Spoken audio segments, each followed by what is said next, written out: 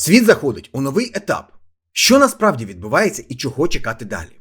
Друзі, я вітаю вас. Ви на каналі Newsroom і у нас нове відео.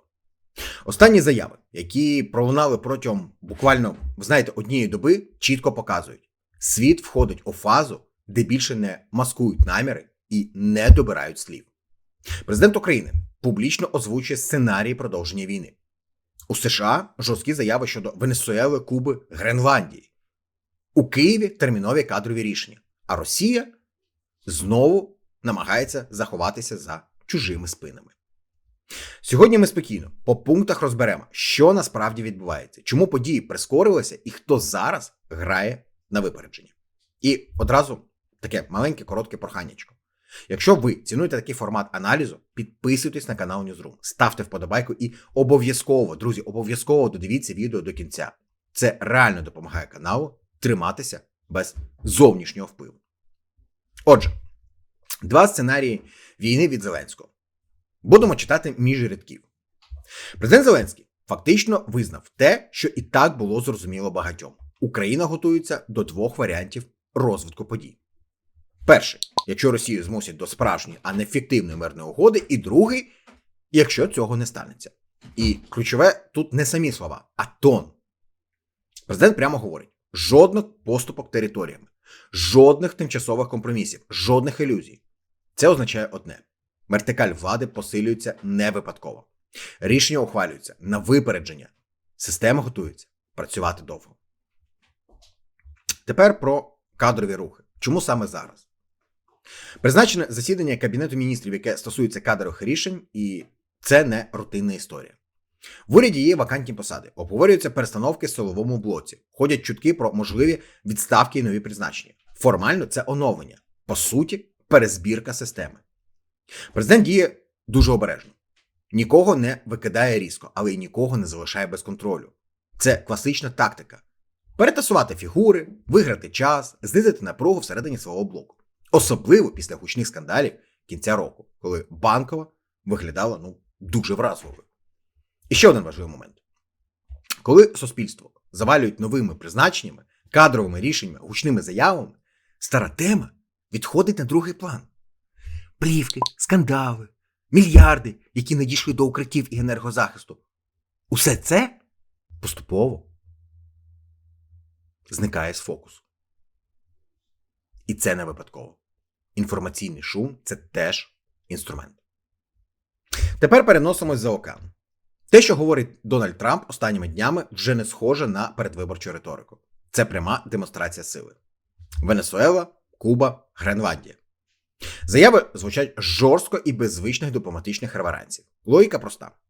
Там, де з'являється Росія або Китай, США вважають це загрозою. І якщо у випадку Венесуели цю логіку можна ще якось пояснити, то історія з Гренландією виглядає вже значно небезпечніше. Бо йдеться про територію союзника по НАТО. Окрема майже гротесна історія – російський генерал, який опинився у Венесуелі у момент зміни влади. Ще вчора радник, куратор та великий стратег, а сьогодні людина, яка шукає, де сховатися. Це дуже показова сцена. Росія постійно заходить у чужі конфлікти, але майже завжди опиняється крайніми. І для України тут висновок насправді простий. Усе, що послаблює Кремль, грає на нашу користь. Куба, до речі, теж занервувала. Роками вона балансувала між Росією і Китаєм, отримала вигоди, уникала різких рухів. Але коли риторика США стає прямою, страх швидко вилазить назовні. Мітинги, заяви про імперіалізм – це не сила, це реакція переляку. І ось тут ми з вами підходимо, друзі, до головного ризику. Якщо Трамп піде далі у риториці щодо Гренландії, це може серйозно вдарити по єдності Заходу. Бо одне – це тиснути на диктатури, і зовсім інше – зачіпати союзників. Питання тепер одне. Це лише заява для внутрішньої аудиторії чи реальна готовність до ескалації? До речі, напишіть у коментарях, що ви думаєте з цього приводу. Ну і, якщо вам не складно, напишіть, звідки ви дивитесь це відео. Місто або країна, або ж населений пункт. Для нас це важливо, ми читаємо абсолютно все. І я бачу ваші ганебні коментарі. Шкода, що в наших людях стільки зла. по відношенню хоча б один до одного. Опитування показують дуже, насправді, тривожний, але чесний результат. Для багатьох українців корупція стає проблемою номер один, навіть поруч із війною. І запит до майбутнього президента дуже чіткий. Завершення війни і реальна боротьба з корупцією. Це пояснює, чому певні фігури зростають у рейтингах, а інші навпаки втрачають підтримку. Політичне поле починає рухатися, навіть якщо вибори поки ще не на горизонті. Ще один важливий момент з досліджень.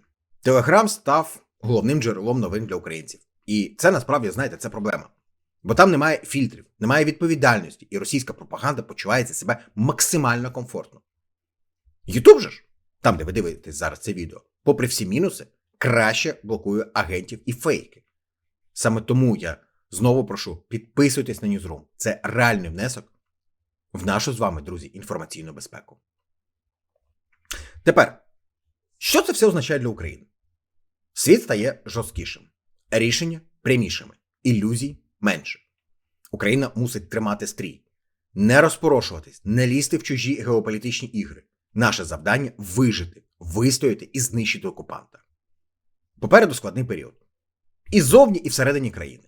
Саме тому важливо залишатися тверезими, не вестись на шум і підтримувати одне одного, а не гристися.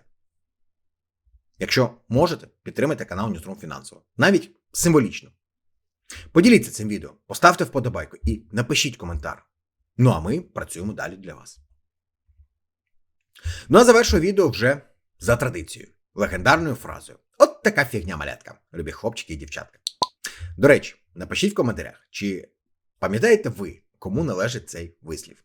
Я щиро дякую всім вам за довіру нашому каналу. Не забудьте поставити вподобайку цьому відео, підписатися на наш канал, якщо ще не підписані. Ну і підтримайте нас копійчиною. Пам'ятайте, малих донатів не буває. 10, 20, 50, 100, 200, 500, 1000 гривень.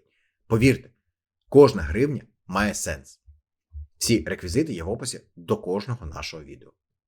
Якщо не складно, ми були б дуже вдячні за поширення наших відео у соціальних мережах. Ну і традиційно. Слава Україні! Слава силам оборони! І пам'ятайте, що принесло вчора, живіть сьогоденням і вірте у майбутнє. Своє та України. Нехай щастить, бережіть себе і побачимось тут, як завжди, на каналі Newsroom.